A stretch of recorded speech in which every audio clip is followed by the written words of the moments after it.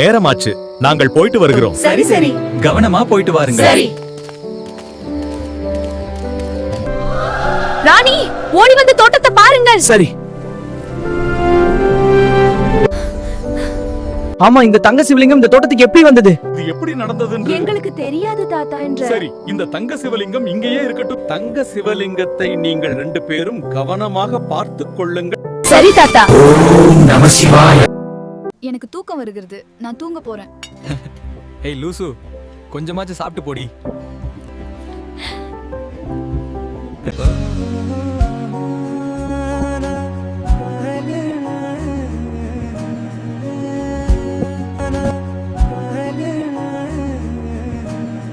ஏண்டி லூசு, உன்னுடைய உடம்பு ஏன் இப்படி ரொம்ப சூடா இருக்குது? அதுதான் ஏன்று தெரியலடா லூசு, இன்றைக்கு எனக்கு உடம்பு ரொம்ப வலிக்குதுடா. அது சரி. என்ன ஆச்சுன்னு தெரியல. ராணிக்கு ஒருக்கா பார்த்து சொல்லிறீங்களா? சரி, ராணிக்கு காய்ச்சல். ராணி 7 நாள் ஓய்வெடுக்க வேண்டும். என்னது 7 நாளா? 7 நாட்களுக்கு ராணியால் சண்டை போட முடியாது பாவம். 7 நாட்களுக்கு பிறகு காய்ச்சல் போயிடும். 7 நாட்களுக்கு பிறகு நீங்கள் 2 பேரும் சண்டை போடுங்க. ராணியை கவனமாக பார்த்துக்கொள், தவறாமல் எடுக்க வேண்டும். சரி, நான் பார்த்துக் கொள்கிறேன். நான் போயிட்டு வரேன். இந்தாடி லூசு, முதல்ல இந்த மருந்து குடி. சரிடா லூசு. என்னடி லூசு, என்ன யோசிக்கிற? அசுரர்களுடன் எப்படி சண்டை போடுறதுன்றதானே? அட போயா லூசு, நீ வேற 7 நாட்களுக்கு என் வேலையை யார் செய்ய போகிறார்கள் யோசிக்கிறேன். வேற யாரு? இந்த தனிக்காட்டு ராஜா பைரவா தான்.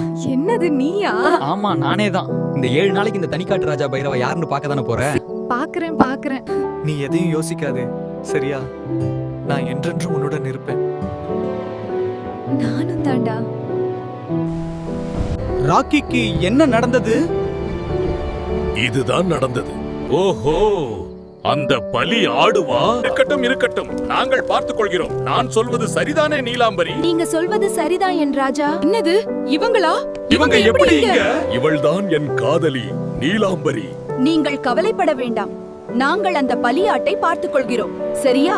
நாங்கள் அசுரதேவனுக்கு ஆடு பலியிட போகிறோம். அதற்கு நீங்கள் எல்லோரும் போயிட்டு ஏற்பாடு பண்ணுங்க. போங்க. சரி சித்தப்பா, நாங்கள் போகிறோம். 7 நாட்களுக்கு பிறகு. உன் காய்ச்சல் போய்விட்டது. ஒரு அம்மாவை போலவே அன்புடனும் என்னை கவனித்துக் கொண்டதற்கு நன்றி. நான் உனக்கு ஒரு அம்மா மட்டுமல்ல, உனக்கு எல்லாமுமாக இருப்பேன். சரி, வா போகலாம். எங்கே? பேசும் மரத்தை காப்பாற்ற போகிறோம், வா. ஆமாம் சித்தப்பா, நீங்கள் ஏன் ஒரு பெண்ணை பலி கொடுக்கிறீர்கள்?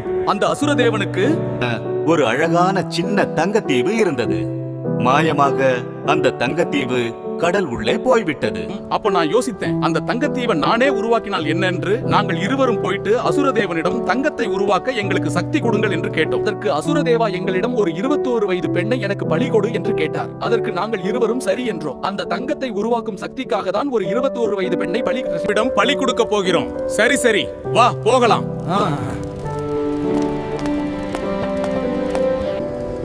என்னது இது? இங்கு யாருமே காணவில்லை. ஒருவேளை நாம் தவறான இடத்திற்கு வந்து விட்டோமா? இல்லை, நாங்கள் சரியான இடத்திற்கு வந்திருக்கிறோம். சரி, வா போகலாம்.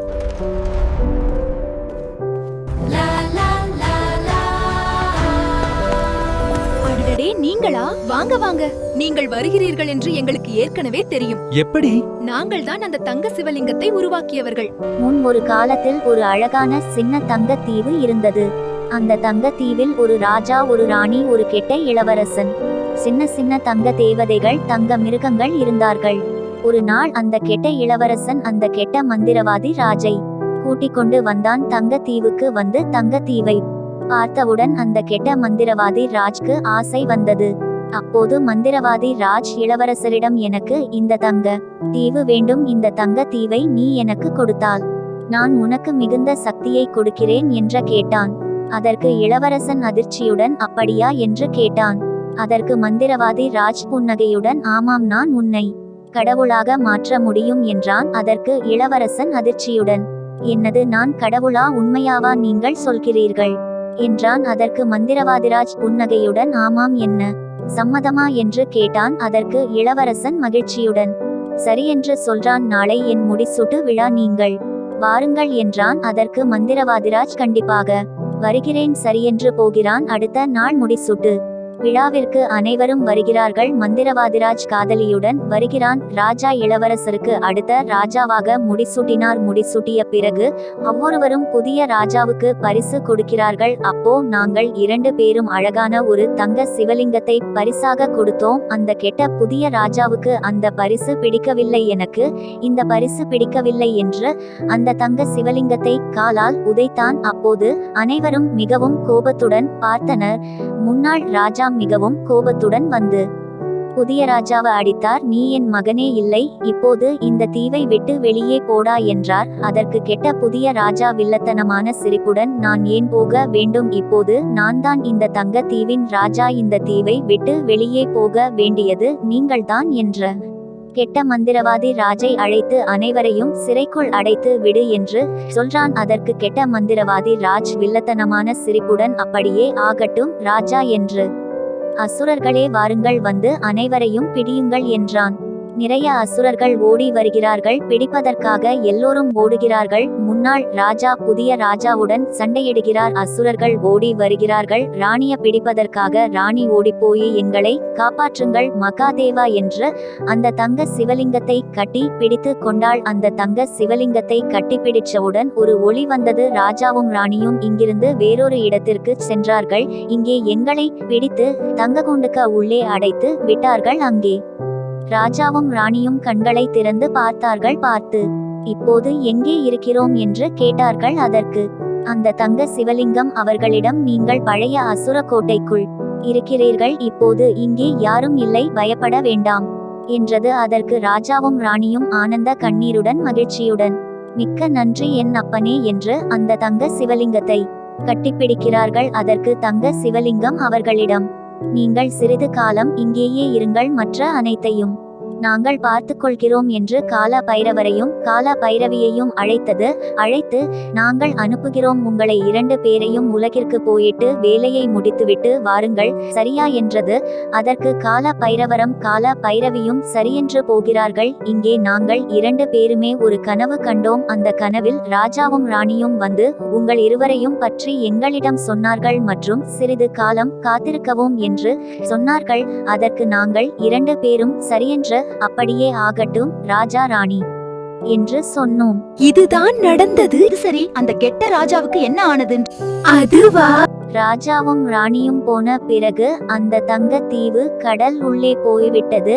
இதை பார்த்த மந்திரவாதி ராஜ் கோபத்துடன் வந்து, என் தங்கத்தீவு எங்கேடா என்று ராஜாவிடம் கேட்டான். அதற்கு ராஜா எனக்கு தெரியாது என்றான். கோபமடைந்த மந்திரவாதி ராஜ் ராஜாவின் 2 கால்களை வெட்டினான், சிறையில் அடைத்தான். பறந்து செல்லுங்கள். ரொம்ப நன்றி. பேசும் மரம் எந்த அறையில் இருக்குதுன்னு உங்களுக்கு தெரியுமா? ஆமாம், அது எந்த அறையில் இருக்குதுன்னு எங்களுக்கு தெரியும். வாருங்கள், நாங்கள் காட்டுகிறோம் அந்த அறையை. வணக்கம், வாருங்கள். எனக்கு ஏற்கனவே தெரியும் நீங்கள் வருகிறீர்கள். நீங்கள் எப்படி இருக்கிறீர்கள் பாட்டி? நான் சோகமாக இருக்கிறேன் குழந்தைகளே. கவலைப்படாதே பாட்டி, உனக்காக நாங்கள் இருக்கிறோம். நீ எங்களுடன் வருகிறாயா பாட்டி? அதற்காகத்தானே காத்திருக்கிறேன். சரி, வாருங்கள், போகலாம். மிக்க நன்றி குழந்தைகளே. அப்போது யாரோ அழும் சத்தம் கேட்டது. அப்போ எல்லோரும் யார் அது அழுவது என்று சிறையில் உள்ளே போய் பார்க்கிறார்கள். என்னை கொல்லுங்கள். எல்லோரும் பக்கத்துல போய் பார்த்தா அந்த முதியவருக்கு 2 கால்கள் இல்லை. அந்த முதியவர் யார் என்று அவர்களுக்கு புரியுது. உடனே எல்லோரும் போய் அந்த முதியவரை தூக்குகிறார்கள். இந்தாங்க ராஜா, இந்த பழத்தை முதலில் சாப்பிடுங்க. என்னை ராஜா என்று அழைக்காதீர்கள். அப்போ உங்களை தங்க தாத்தா என்று அழைக்கலாமா? தங்க தாத்தா, இந்த பழத்தை சாப்பிடுங்க. ஆம், தயவு செய்து. உடனே எல்லாம் மாறியது. ஆனால் ஒரு கால் வந்தது, ஒரு கால் வரவில்லை. அது ஏன் என்று அவர்களுக்கு நன்றாகவே தெரியும். உடனே எல்லோரும் தங்க தாத்தாவுக்கு ஒரு தங்க காலை உருவாக்கி கொடுத்தார்கள். இனிமேல் இதுதான் உங்கள் வலது கால். எல்லோரும் மகிழ்ச்சியுடன் வாருங்கள். ஆம் தாத்தா. சரி, வெளியே போவோம்.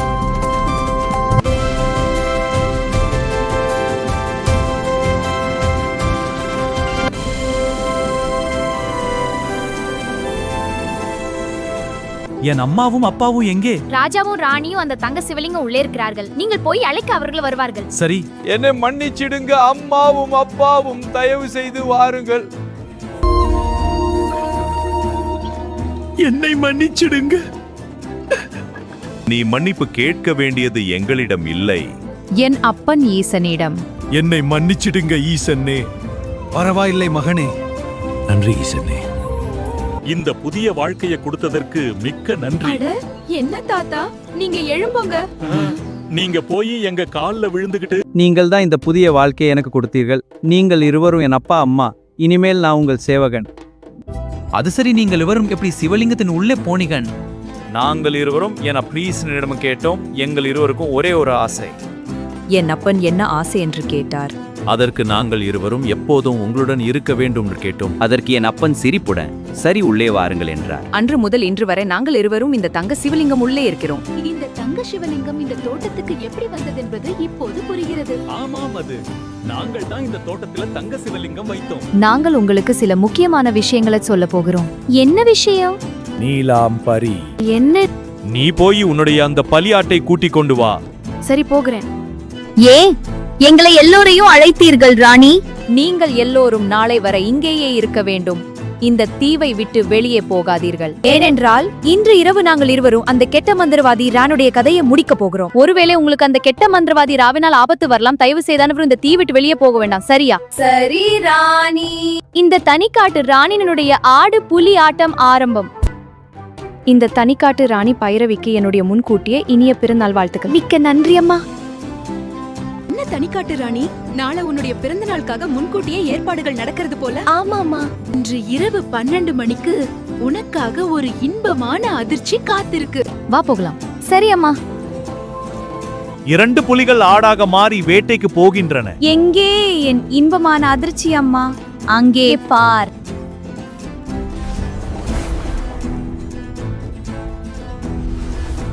என்ன ராணி நீலாம்பரி, நீ உன்னுடைய பலியாட்டை கூட்டிக் கொண்டு வந்து விட்டாயா? ஆமா என் ராஜாவே. தொடரும். இந்த வீடியோ பிடிச்சிருந்தா ஒரு லைக் போடுங்க. பாய் பாய்.